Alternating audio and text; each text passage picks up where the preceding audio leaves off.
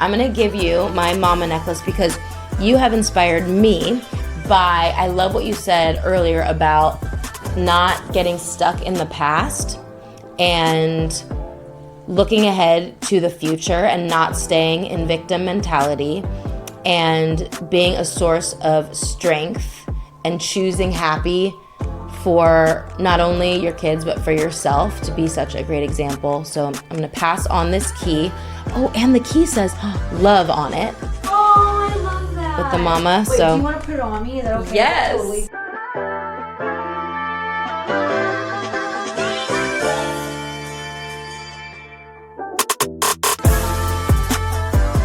What's up, you guys? Welcome back to another episode of Between Us with Allison and Weslie. Today's guest is just so inspiring. We have Crosby, who is the founder and CEO of The Giving Keys.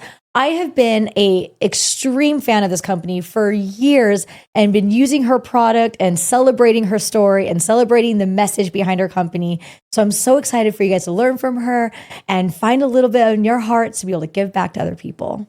Caitlin, we're so excited to have you. I've been such a fan of your work for so long, so thank you for being here. Oh, thank you for having me. I'm so excited to be here. When I first met you, I was just so impressed with your energy and your aura, and now you're in this room with us. For those of you guys that don't know, this is the founder and the CEO of The Giving Keys, which is just such an incredible company that for me, I've been supporting your company for years. Really? Yes, I remember me and my daughter, we've actually given away your keys as gifts.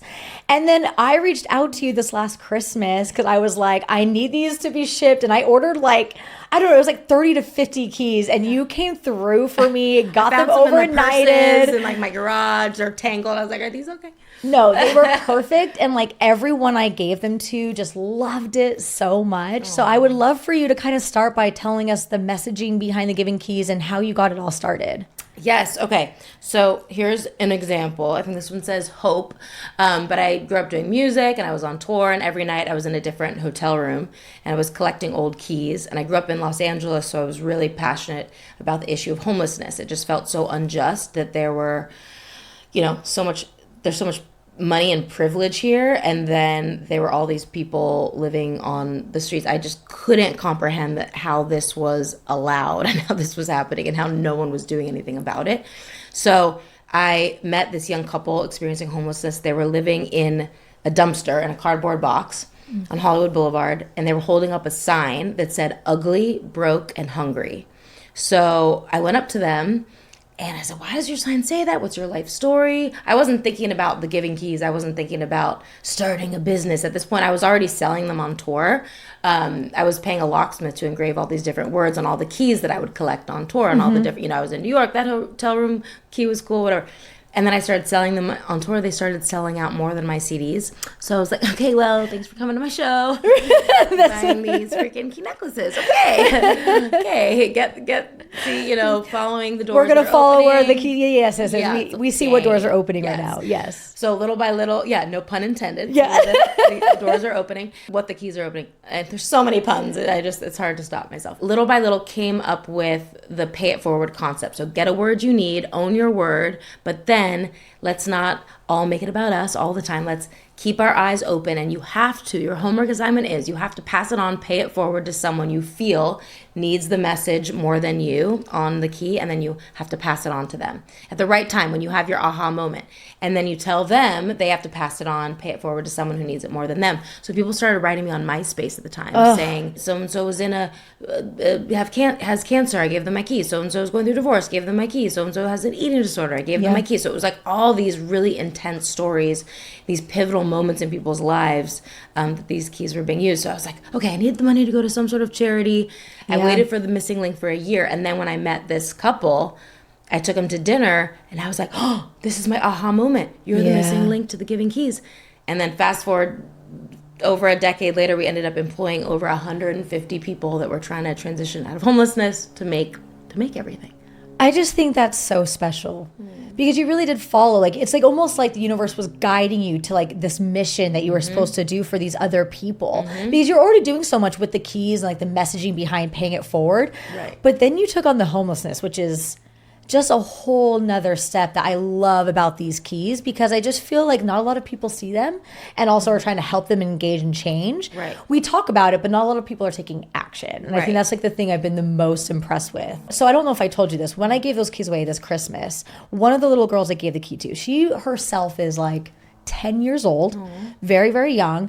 And I told her about paying it forward. Like, you got to give this key to someone that you want to help or inspire, you know? And I was just thinking, she's a little girl. She was like, oh, I already know who I'm going to give the key to. She gave it to another girl at school in one of her classes.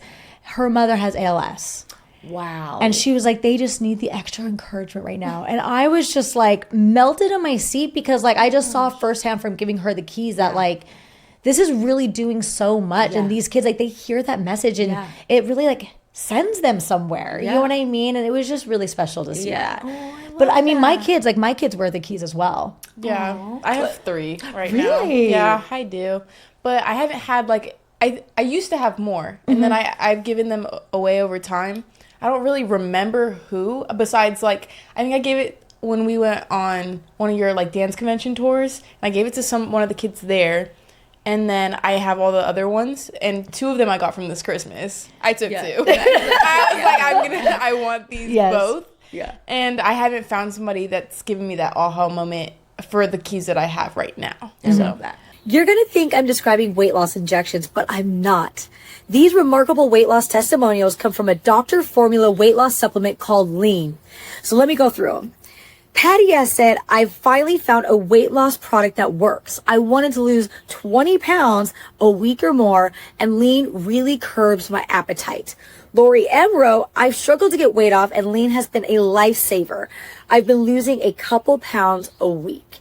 Kelly F. said, amazing. I immediately noticed an energy boost and a healthy weight loss in weight, and I would promote this product to anyone. So Lean was created by a doctor and university researcher to target the goals of GLP-1s, but without the injections. And these studied ingredients in Lean have been shown to lower blood sugar, radically reduce appetite, and burn fat by converting it into energy. If you're struggling to lose weight and healthy diet and exercise isn't enough, Lean is perfect for you. Let's get you started with 20% off. Just use the code BetweenUs20 at TakeLean.com. That's code BetweenUs20 at TakeLean.com. Again, TakeLean.com. Now, disclaimer, results vary. These statements have not been evaluated by the FDA, and it is not intended to diagnose, treat, cure, or prevent any disease, and is not a substitute for care from a healthcare provider. Do your kids understand and see like the work that you're putting in, and have they been a part of that process with you? Yeah, okay. So I named my kids Love and Brave. Very on brand. No, it is.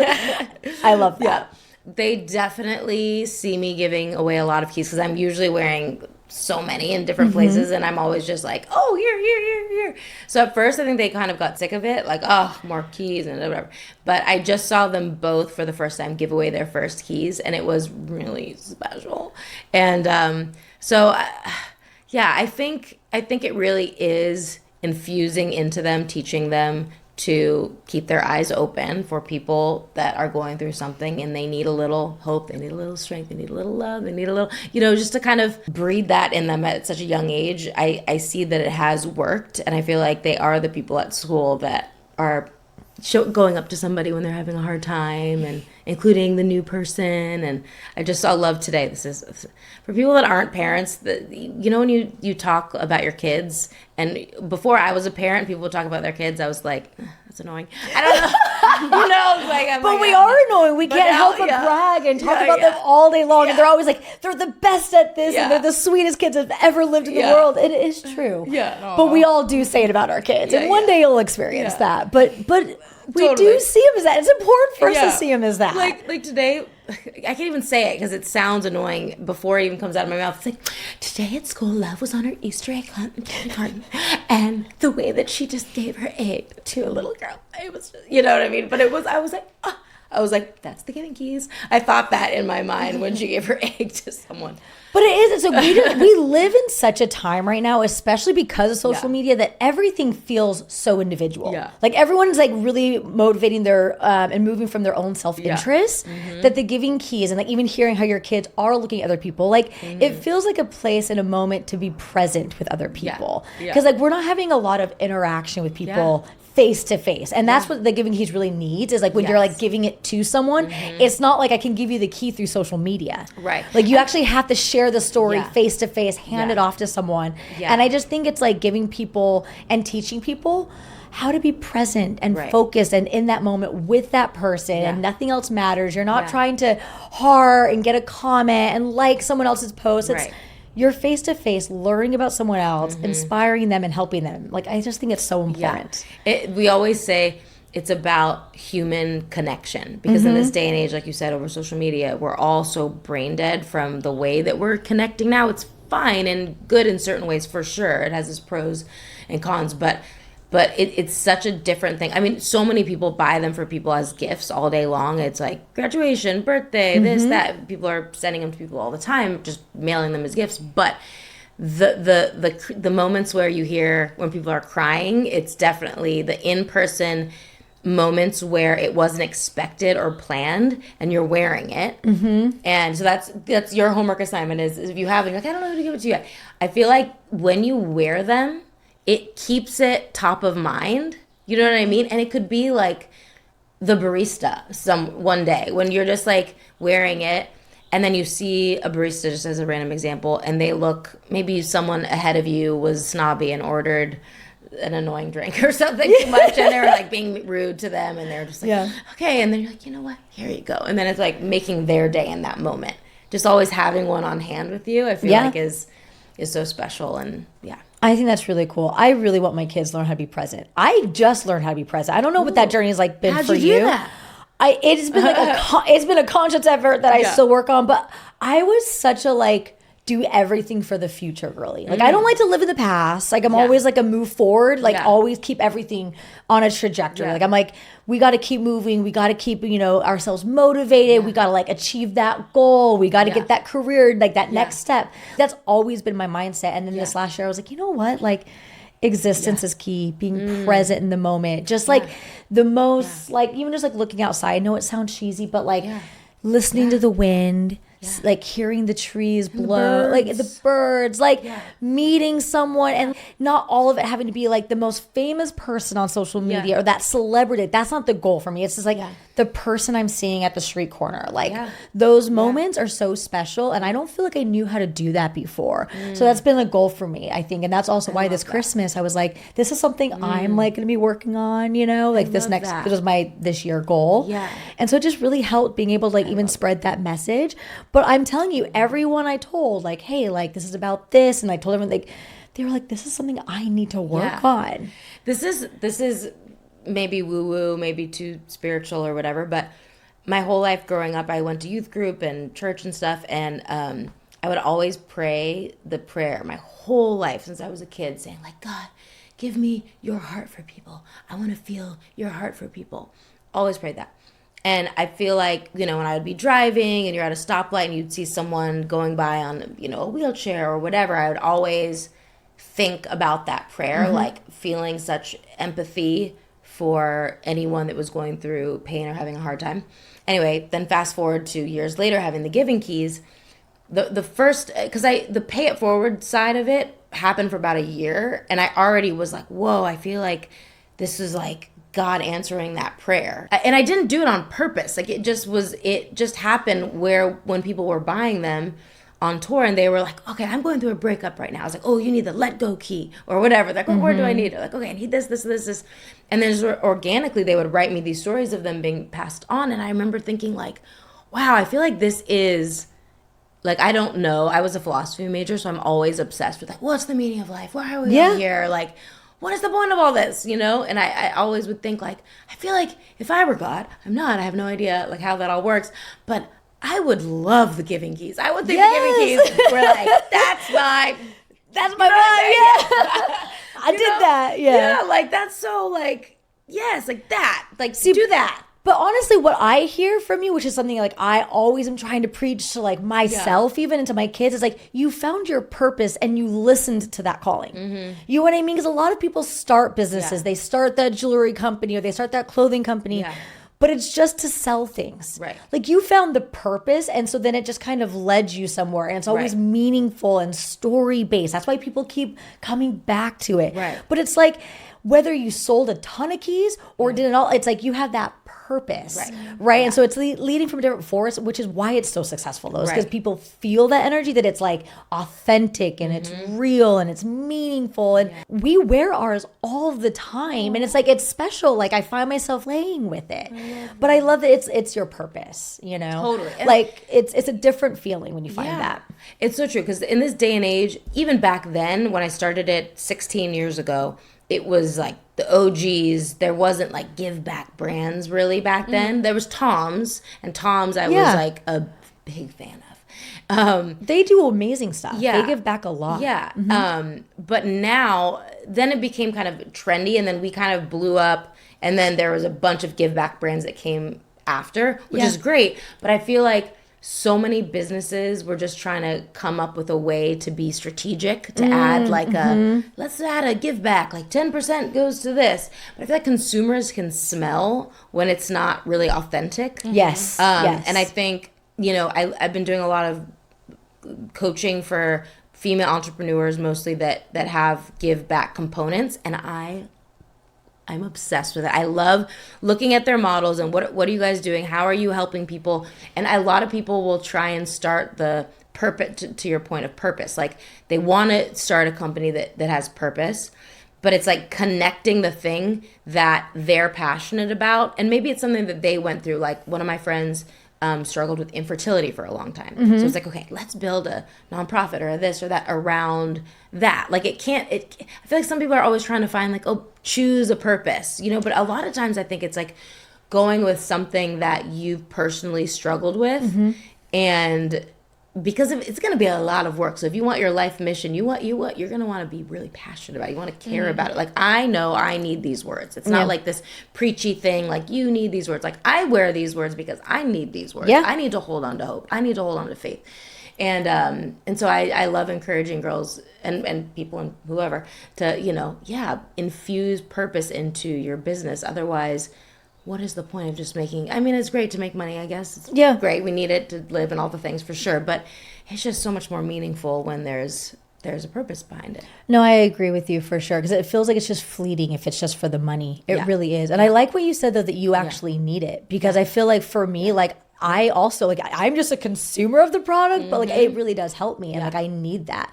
But I feel like for me, with all of life, it's not just in business, it's also with your life. Like, what is your purpose? And I feel like yours is so beautiful because it kind of goes hand in hand.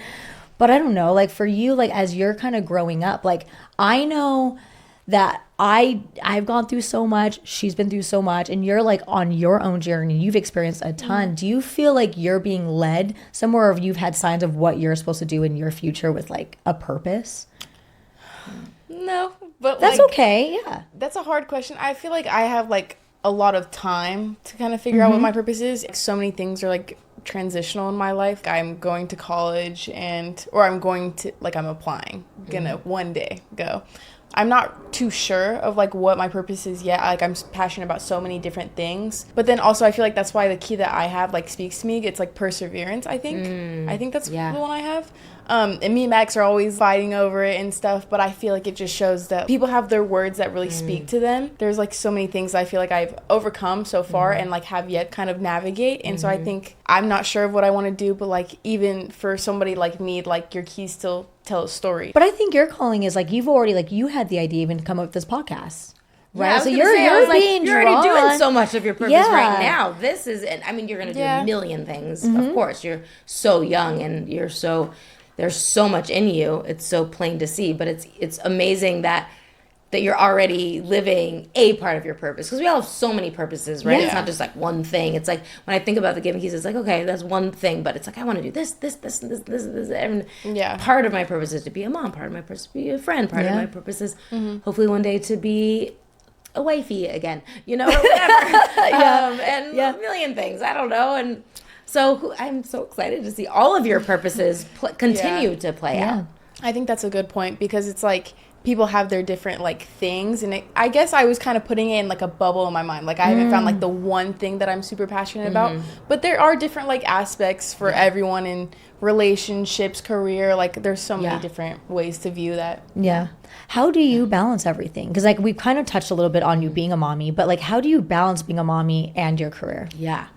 Oof. I think, I've heard people say this, that balance is impossible. And I talked about it in my first book, how it's okay to fail, and letting yourself fail and say, you know what, I'm going to fail at something every day because there is no way that I can get an A+ on all of these things that I have to do. Absolutely. Amen to that. And otherwise you're going to beat yourself up and feel shame that you just, the dishes are a mess, or you didn't finish A, B, and C for work, or you lost your temper with your kids or whatever. This sounds so cliche, but I used to never work out. Because I never wanted to be that cliche girl in Los Angeles working out all the time. I don't know. It was kind of like, I don't know. I just didn't want to be that girl. Right, yeah. I was like, I'm working and helping people. I don't know. I don't have time to work out with your yoga pants. But now I realize, when I went through a really stressful situation where we had a CFO at the Giving Keys years ago who ended up embezzling a lot of money, hundreds of thousands of dollars, and when I was on maternity leave. And he was hired when I was on maternity leave, and then it was awful. And we never got any of the money back.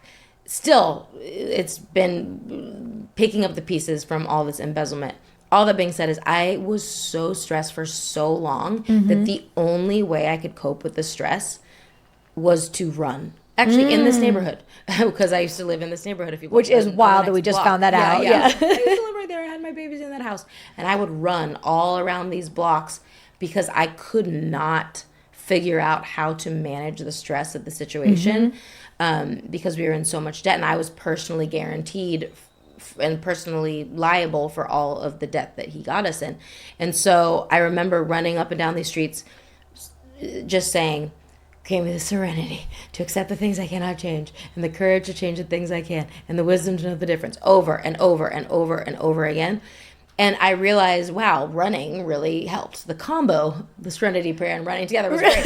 But now it's like, I, joined a gym, and now I'm on class pads, and I love it. Now she's a true LA girly. Yeah, but I feel so much better. It's a game changer. And if I don't do that, the second I have a few days where I don't work out, my car starts getting real messy. Yeah. My purses start looking like, ooh, someone unhealthy is the owner of this purse. Because when you look inside, there's a whole lot of stuff in there, like my daughter's underwear, socks, lollipops. I don't even know. It's just everything's out of control. Yeah. But it's like the second I work out, but I do my, I try to do my meditations and my prayers, my journaling, going to therapy. My therapist, I'm obsessed with him. He just got me on, writing out my schedule every week. That's been really good. I love that. That's one of my favorite things to do. Yeah. I mean, I was like, but it's on my calendar on my phone. It's fine. But he printed something out and I write it all out. I'm like, oh,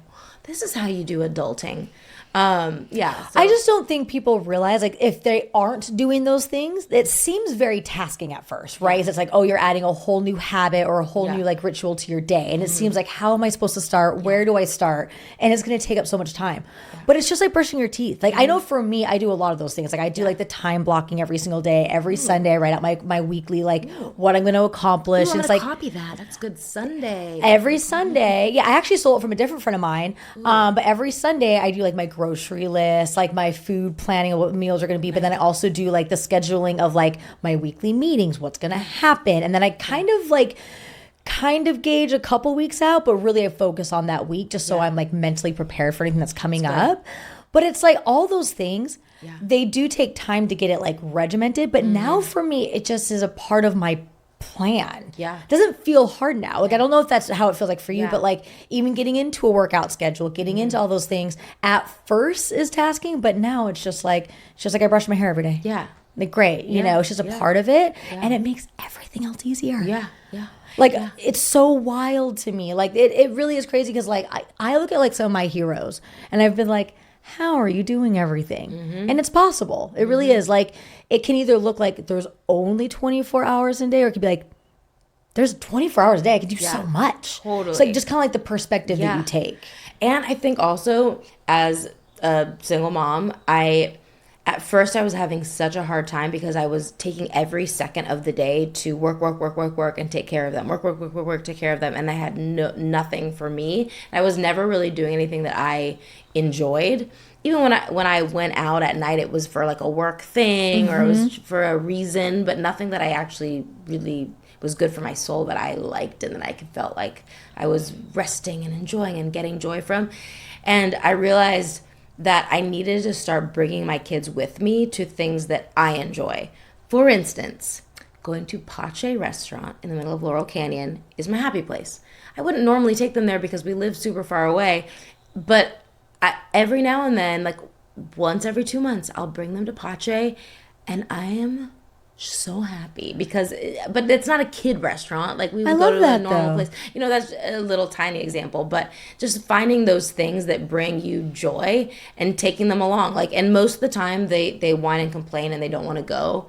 But then by the end of it, we have the best night. So yeah, they love it once they're there. Yeah. Just honoring, getting clear on, okay, what brings me joy? Because if I'm going to be not joyful and happy and fulfilled in life, like I'm gonna have nothing to give, and I've definitely been there. So it's like I needed to start filling my cup.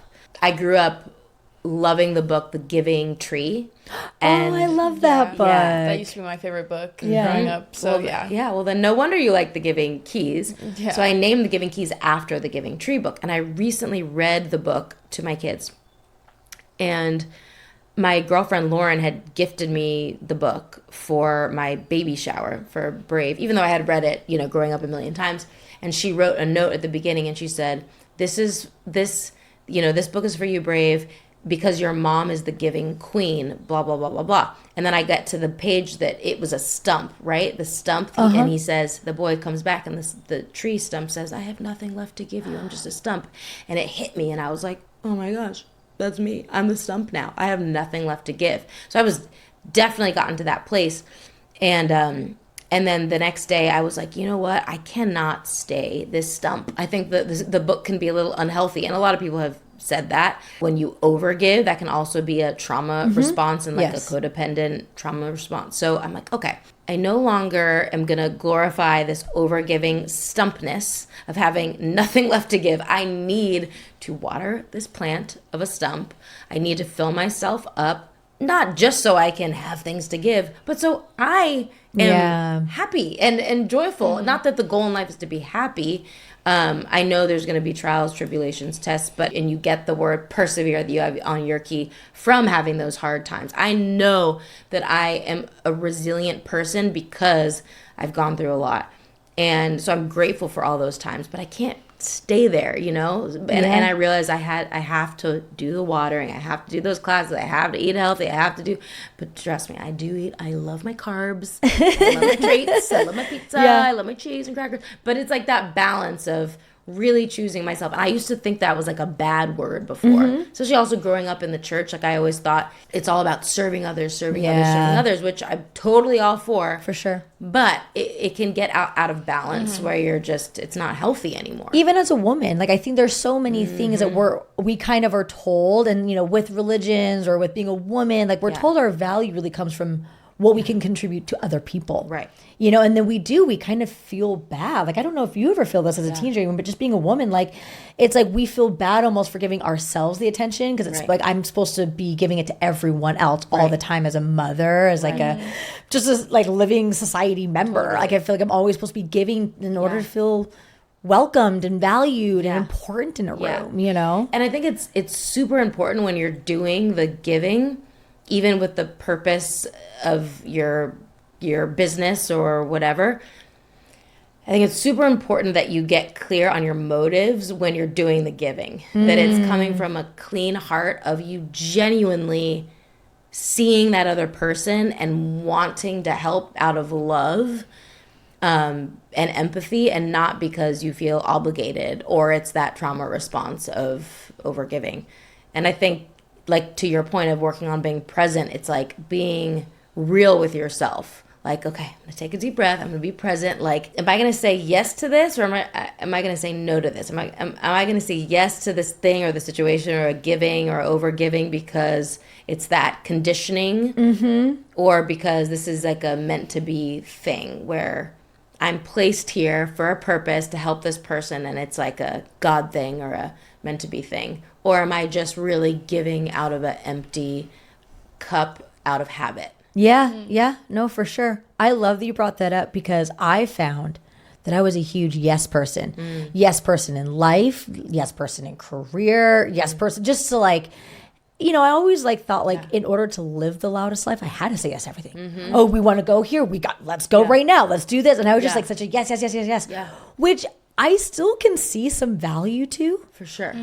But it started becoming toxic. Right. Because it's like there's so much power in saying no, of just like, I need time to recoup all that same energy. Because it's also, it's still saying yes, but it's just saying yes in a different way, saying yes to me. Yourself. And I never knew that side before, that it's just as important to say no because it's really a yes to you. Right. It's like something that you're saying yes to, you're really actually saying no to something. So if you're saying yes to someone else, you're like, girl, you're saying no to the other thing, or you're saying no to yourself, and everything that you're saying no to is sometimes protecting that energy for yourself and opening a new door for the right thing to say yes to. Yeah. But if we're saying yes to everything, we're missing all the things that the doors, bringing it back to I know, we love all the doors. But also, by closing one door, it might open the right door. Right. And I think sometimes, I know for me with the idea of like always like hitting goals and career choices and all this, it's like I was just like, I have to do it all. I have to do every single opportunity. But really, it's like sometimes when you close certain ones, maybe a chapter's over, and that's okay to accept that, even though it's really scary to like let go of something that was in the past, or so, like sometimes when you close those doors or those chapters in your life, like it opens up the next chapter that's even more beautiful, that you just weren't ready for, or didn't ever foresee happening. I've even found that I sometimes try to control it so much. Like I don't know if you've ever felt that, but it feels like for you listen to the signs and they kind of find you. That's like the thing, my biggest takeaway from you so far. I try. I mean, even with the whole single mom thing, it was definitely not, I assume, like what I had ever pictured. I never thought I was gonna live this way, and there's so many days where I'm still grieving it. I'm 4 years in and I'm still grieving, probably in like resistance and not accepting it. And I really do work on not having like a victim mentality, but that is my default. Like it goes there, and that's not helpful to anyone, including myself, And so I'm really working on accepting it and having to pivot to, okay, this happened. Now I need to dream again and have hope that there will be a redemption story. Yeah. And there's going to be something better, bigger for the next chapter. And closing that door of the past and it not working out the way that I had hoped, knowing that there's not a door that's opened yet that's like, okay, so this was meant to be, but I am hopeful. I am looking forward to when the right door is going to open. And I know when that happens, and I'm looking forward to feeling like, oh, this is why. And I don't know, it was like, again, with the philosophical, trying to make sense of it all. Like, was this meant to happen, or was it allowed to happen? I have to believe that there's that good redemption story that's going to be better than I ever expected. And it's like living in the waiting, that it's not here yet. Yeah. But it's almost kind of fun living and knowing it's like, it's on its way. It's on its way. It can't be like this forever. Yeah. It's like, it's an acceptance of what is and allowing to move to the future of whatever becomes of whatever that is for you in the future, But I think that's beautiful. I think that's what we've been on a journey for, is an acceptance of something that happened. And it's not about what happened to us. And we really are trying to show people that doesn't define us fully. Yeah. It's a part of our story, Yeah. for sure, and it has a huge impact in beautiful ways, and will always be a part of our story. Yeah. But it doesn't define us fully, right? There's so much more to us. There's so many more layers to us to be seen and for us to learn and to us to explore. Yeah. And so I think it's an acceptance of what happens, an acceptance of what our journey has been thus far. But then it's really about the path that you are now creating and moving forward through, and how you get yourself through it. Yeah.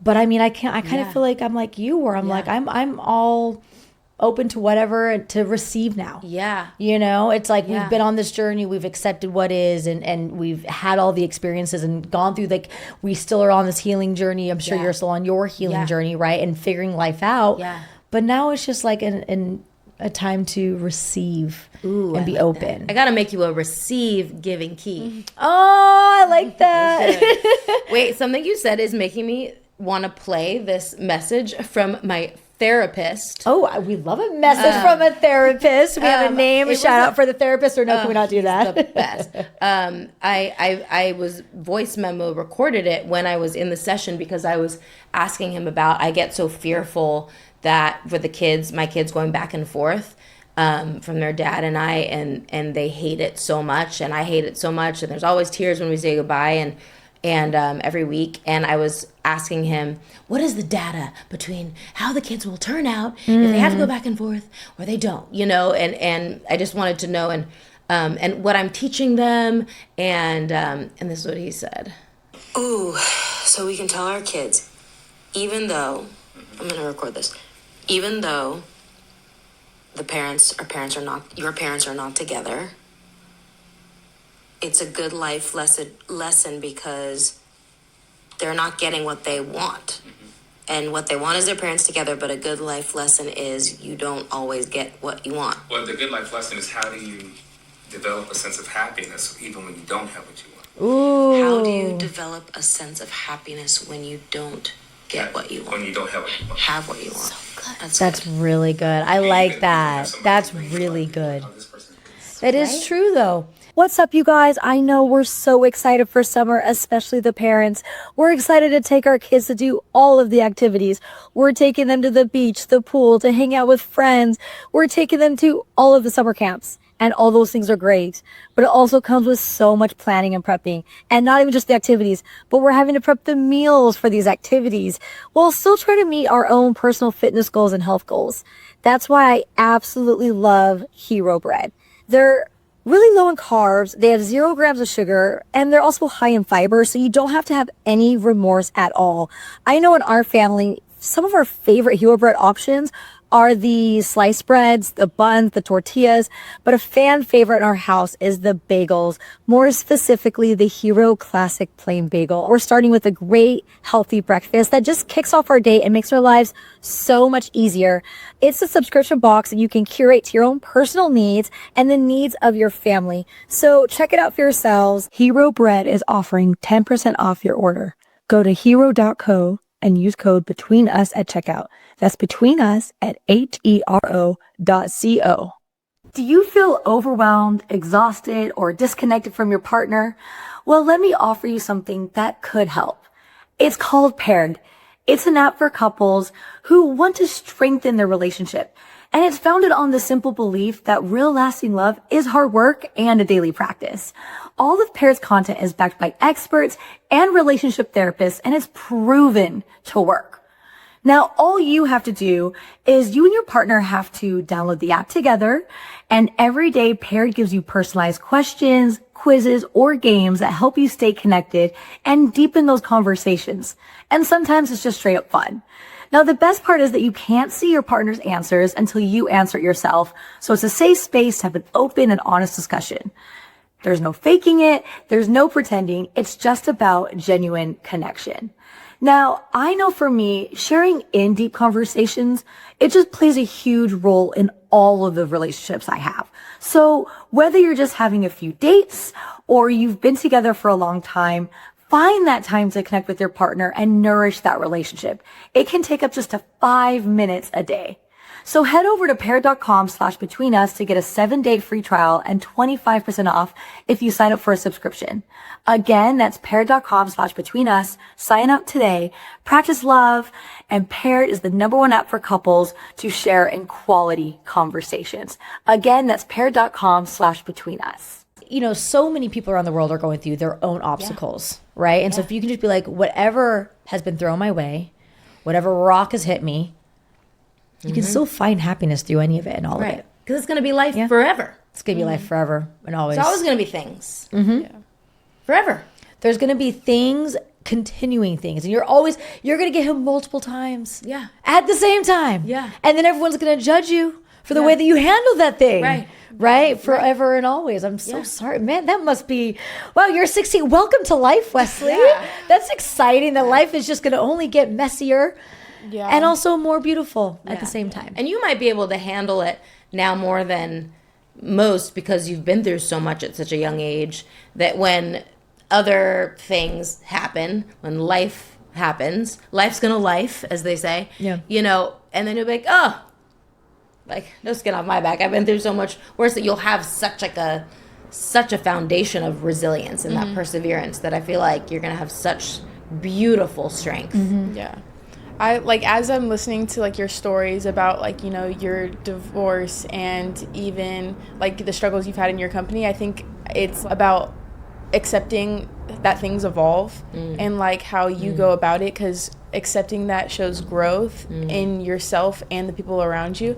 And I think that you're a good like story that's true to that and true to like how evolution can be positive, and we don't always have to look at it from a negative standpoint. That's good. Evolution. Yeah. That was deep. See? That evolution can be, what did you say? Evolution what? Oh, I don't even know. Evolution can be positive, but we can look at it that way. I need to make you a giving key that says evolution on that. No, I think it is true though, you know, and I think all the experiences happen to us for a reason. I really do believe that, you know, and there's nothing that we can't handle. It's how we choose to handle it. Yeah. You know? Yeah. And I choose happy every day. So you know, and I think she chooses happy every day. And it sounds like you choose happy every day. But it's a conscious choice that you have to commit to. Like people sometimes look at like, how are you happy all the time? Right. It's a choice. For sure. You know, but then it becomes an easier choice because once that choice is made, you just kind of run with it. Yeah.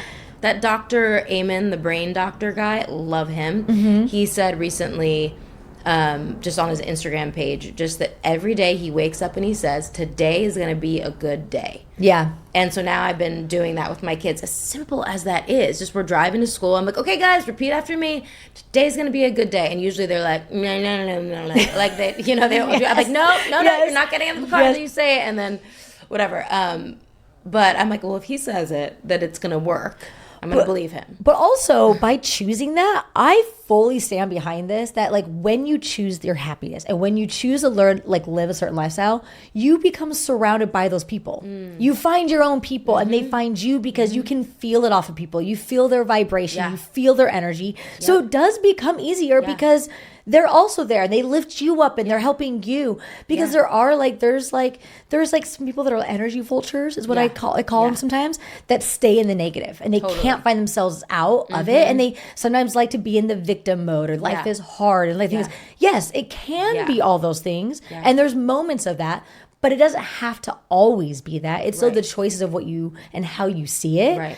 But I find that the happier I am and the choices I'm making that are on a path to make me feel happier, I find other people doing the same thing. Yeah. So it's like we can help each other and support each other differently. Good.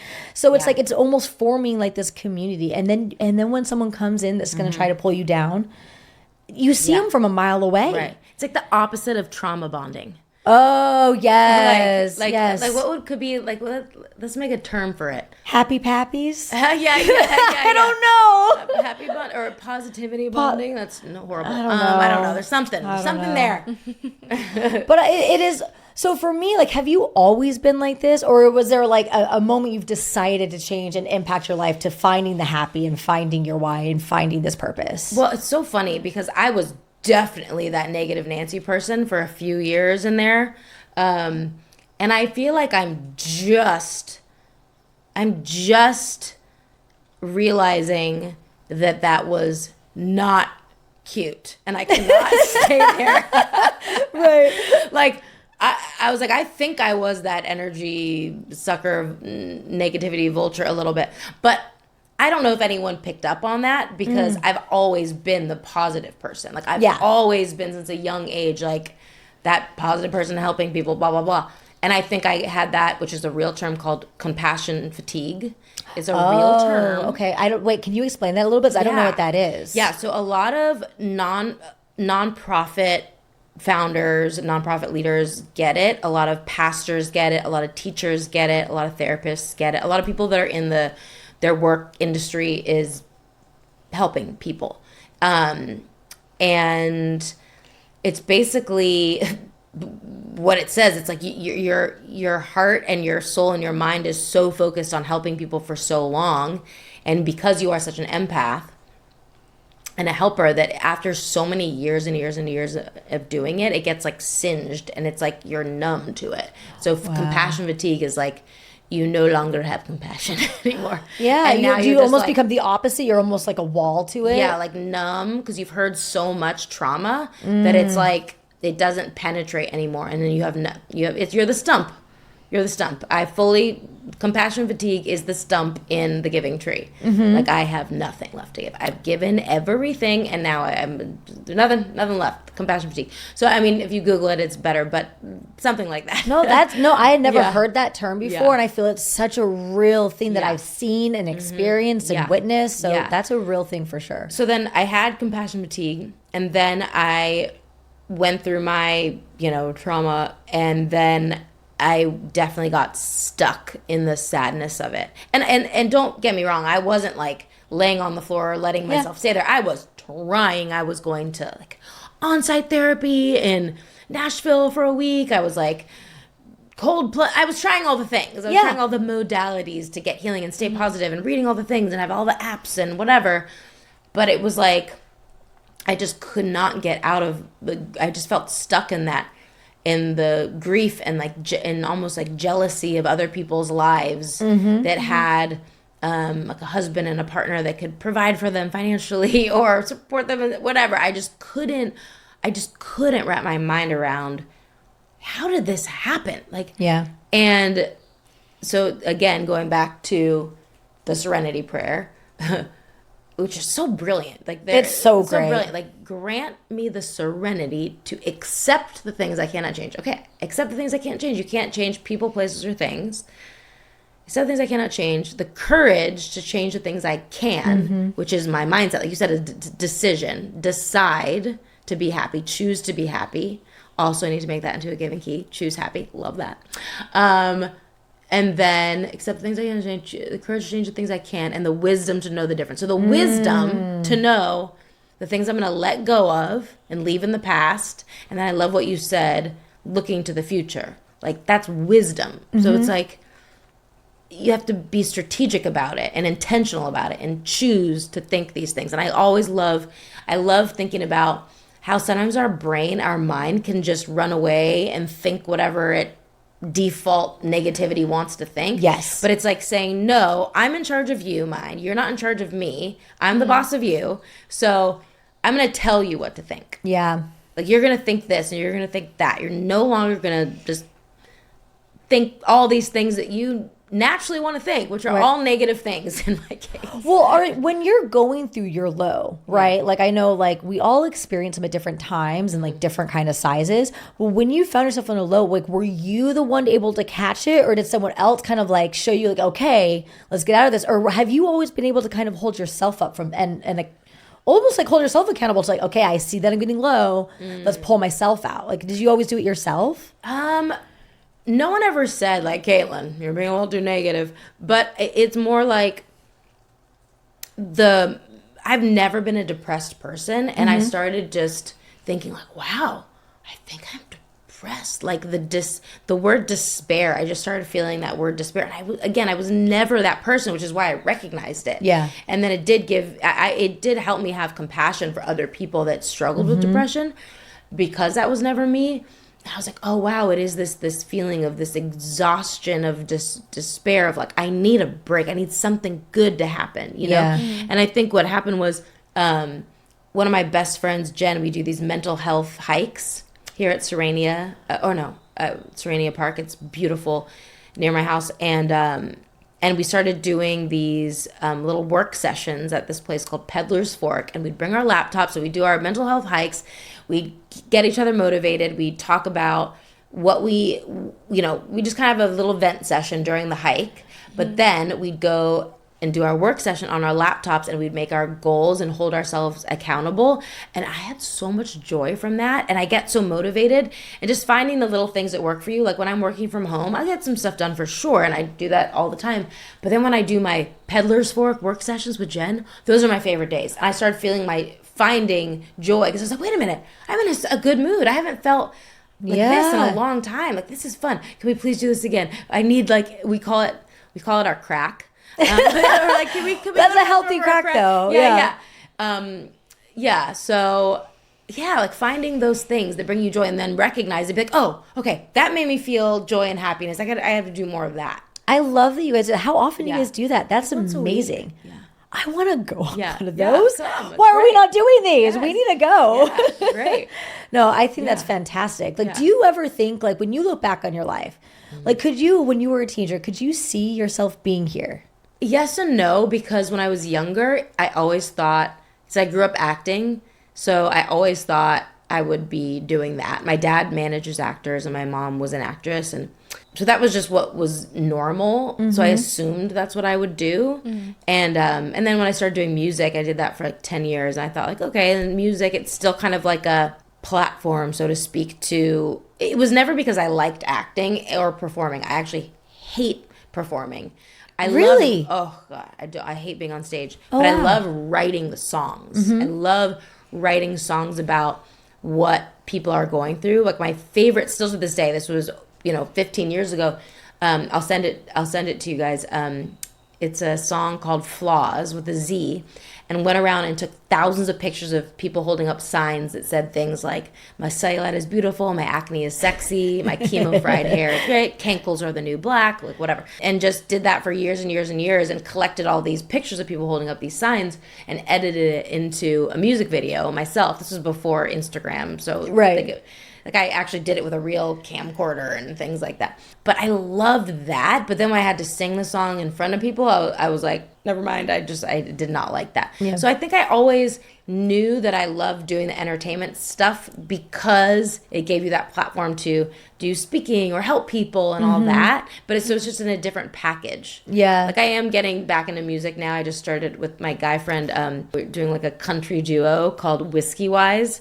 So we just recorded. That's another thing like that brings me joy. I realized that whole creative side of me was like so shut down. So now I realized when I started going to the studio with him and writing, I was like, wait a minute, I love this. I feel so alive, and I look forward to recording. How long had you gone without doing that? Probably a decade. Really? Yeah.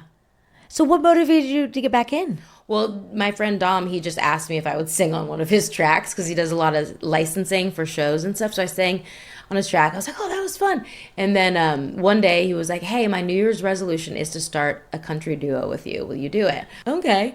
I was like, I never thought I would do music again, because I feel like I'm too old. Like, I'm a mom, I have 2 kids. Like, I'm not going to go on tour with my kids, Right. So, and I don't like performing. I was like, I don't know. Well, let's like get it together and write. So we wrote, and I remember just being in the studio, and I was like, my little joy, what is this called? Scale? Yeah. It was just like, ding, ding, ding, ding, ding. And I was so full, and I was like, oh my gosh, I feel like me again. Yeah. Like, I feel like I've been in this, like, that, like, stuck on the floor, like, zero creativity, just like in, like, sad. And like, and it's single mom life. Here we go again, another day where it's just hard. And then I was in the studio. I was like, oh, I'm me again. Yeah. But it's interesting that you say that, because I would have thought you'd be a performer. You're so good at speaking. You're so good at presenting yourself. You're so good with the mic. Like, it's interesting to hear that, because I would have never guessed it. But I also love that you found, like, what I like to call is like your little spark again. Yes. I'm trying to find the courage to find that spark again, because it's hard. Yeah. Because when you're a mom, like Yeah. you're getting, you have a company and you have a career, you're giving your attention to all these things. Yeah. When does that song drop? No, I have no idea. We're like so far from that. I mean, maybe, I don't know. We have no dates. But it's still it's something Yeah. that you were just doing. Yes. I Yeah. love Yeah. that. And back to what we were talking about, you and finding your purpose. Like, I don't know what you were saying, like what my purpose will be. And it, again, like one of my purposes is not the Giving Keys. It's not Love Your Flaws. Love Your Flaws was for that season. And I know it helped so many girls. And I know my album helped a bunch of girls and people during that time, 2008, you know, and then the Giving Keys helps people in different ways. Yeah.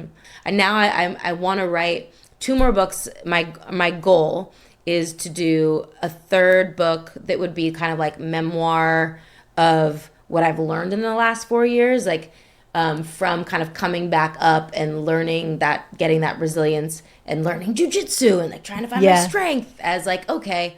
But I don't have the moral of the story there yet, but I've been taking notes like for 4 years of all the little nuggets that I've learned. And the other one I want to do is about like a Giving Keys, kind of like kids book for Giving Keys, but it's like teaching kids to give. And since my little boy's name is Brave, I think I want it to be like the Brave Boy's Guide to Giving or something. I don't know. But like, don't give too much. Don't be a stump. But keep your eyes open for people that need, you know, stuff like that. See, but I love that, because I think a lot of times too, in certain industries and careers, people always talk about having like their one thing, like focus on that one thing for the rest of your life. And even like when you thought we were saying your purpose is your one thing, it's like, no, you can do a million things. You can do all of it. And I feel like once you've done one, right? Like you've been so successful with your career and what you've done. But it only opens more doors, because you learn how to be like a finisher and completer and like you learn how to do those things, and it only opens up more doors. I never feel like we should ever be limited to saying this is your one thing. Right. So I love that you're bringing music back into your life and doing it again. I don't think age is a construct in that. I don't think we should ever worry about that holding you back, because like just with your age. Yeah. Okay. Before we wrap up though, we always like to do a little game. So this one is going to be fast and unfiltered, and it's just the first thing that comes to your mind. Okay. We're going to ask you, we're going to go back and forth with the questions. Stretch. Okay? You ready? Stretch. Perfect. Okay. We want to know a word you're holding on to right now. Capable. Love that. A word you need to let go of. Ooh, resentment. Ooh, deep. Okay. Go to guilty pleasure show. Right now, White Lotus. Gosh, White Lotus is good. Okay. What's a song that always gets you out of a funk? Switchfoot. We were meant to live for so much more. Have we lost ourselves? Perfect. Love it. A parenting hack you swear by. Ooh. Blasting songs like that in the car. Like Ooh. that you love. CNC Music Factory. Teaching them songs get you really excited. Was that what is that CNC Music Factory? Like the gonna make you sweat. Oh. Gonna make you sweat till you bleed. Everybody dance now, or things like that, or like Having fun with your kids. yeah, And just like loud songs while driving and like dancing in the car. Our go-to is Love by Kesha Cole. Oh, yeah. Yeah, it's a fun one. Okay. We belt it. We go real crazy. Yeah. What's your most used emoji? Ooh, I want to look. Gosh, I'm a big heart person for sure. Like I like this one. Mm-hmm. Yeah. That's cute. The little, like the double one. Okay. Most unexpected part of your job. I'd say the late nights after my kids are asleep and I'm literally delirious, but that's where I get my best work done at night, where I'm delirious and it's quiet and I can just stay up to like 1 or 2 in the morning and my creativity is alive and I know I'm going to feel so exhausted in the morning. But I guess that's, I don't know if that's unexpected. No, I think that is. Properly. But just like, you can't stop. Like I never stop working. I'm just always working and always hustling and always thinking of, like you said, it's like this job thing will lead to another thing. This opportunity will lead to another thing. So I love that. No, that's good. Mm-hmm. What's your dream collaboration for Giving Keys? we've done so many great ones through the years, but we haven't done one in a really long time. We haven't done a collaboration in a really long time. So I'm going to say you guys. Like Amazing. whatever words, like, I don't know. I love coming up with words that people need and that means something to them, whether it's a company, a nonprofit, a corporate, whatever. Like we did the thing at Netflix in the beginning of the year where it was like everyone chose their word of the year. Like all their employees chose their word of the year. And I loved that. So I love making specific words that people need. But I don't know, we haven't done it in so long. But I don't know, maybe like cool people like you guys and like words that help you. I love that. So I throw New Year's parties, but they're not like New Year's parties where they go till like 3 a.m. and we're partying and getting all crazy. It's like I do it like a week or two before New Year's and I bring friends together and we just write out goals and like we make dream boards and like I'll have magazines for cutouts. I have journals for everyone. But I do make everyone like, it's not like it's like lesson based, but it kind of has like a motivation, right? So I always have everyone pick 3 words and they have to say it. You know, or write it down. And then if they would like to contribute, they can share why they picked those 3 words. And then kind of what I've found is like throughout the year, I'll reach out to each person kind of individually and see if there's those words still mean something to them. I love that. So I just think words have so much value and meaning, especially when you like really motivate, like, okay, so this year I'm going to work on this or I'm going to focus on this. I think words are powerful. For sure. Yeah. Thank you so much for being here with us. You've been so incredible. Oh, thank you for having me. I love you guys. Wonderful. We'll have you back for sure. We'll do anything. Oh my gosh. And we'll have a collaboration now. I have this one that I wanted to give to one of you, and I'm trying to think. In my purse, I have a silver one that says "Inspire," and it's like cool. And I kind of feel that because you're wearing all the silver. So I feel like this gold hope one is for. Oh wait, no. Or do you like Mama?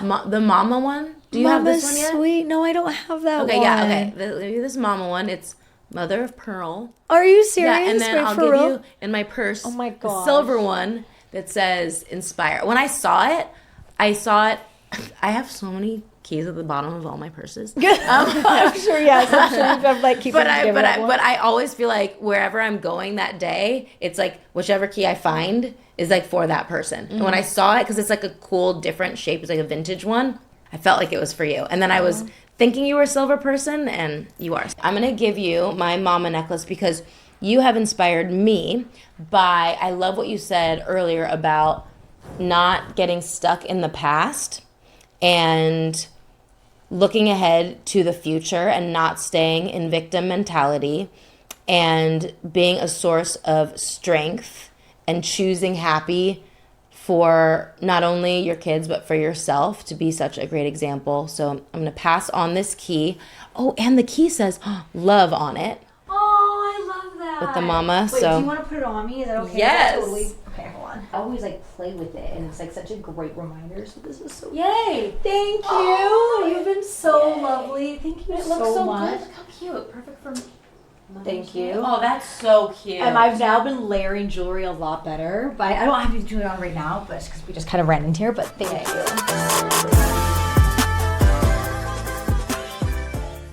This podcast has been brought to you by Podcast Nation.